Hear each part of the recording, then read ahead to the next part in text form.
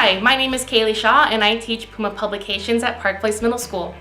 This class is a newer class at Park Place Middle School, and the students focus on creating both the yearbook and the student news videos that we have twice a week.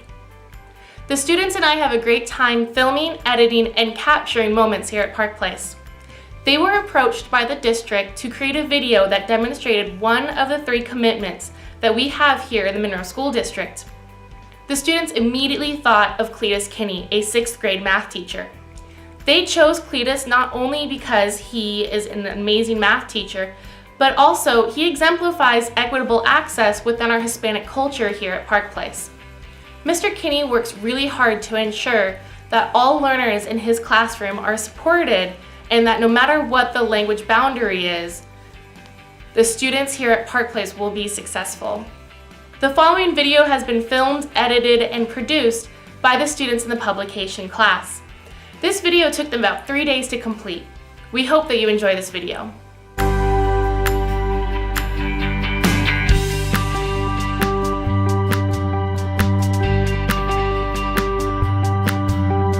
As we've discussed before, I know how I learn, I know what my needs are as a learner. But if I can focus on what students need, it helps them be successful learners also. Some students like to listen to me, they like to see up on my board, they like to see examples. Some people like one-on-one.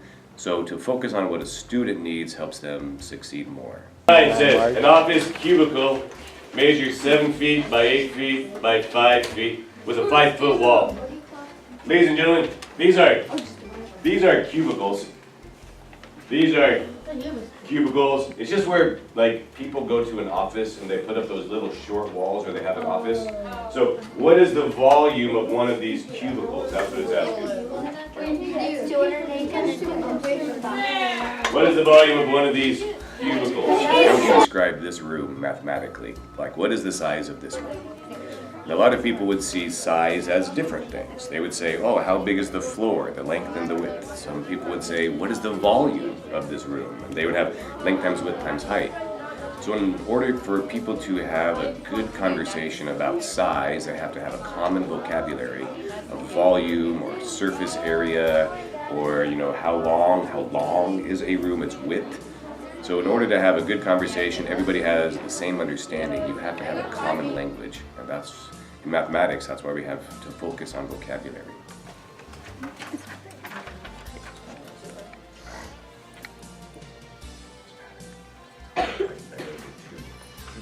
One was all the size of 2, 1 was all the size of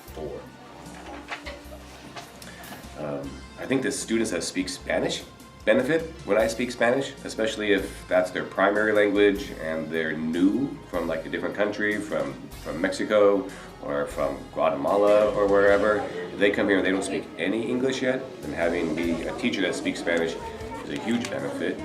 I also think it's really good for the kids that don't speak any Spanish yet, because then when they're in class, and sometimes I'll give part of my lecture in Spanish, and they get a dual benefit. That they get to see it's difficult to learn from a different language. So they get sympathy from new arrivals. They get to say, oh, they're learning mathematics, but they don't even speak the language. And so when I'm speaking in Spanish, sometimes people that only speak English say, wow, it must be really hard for them.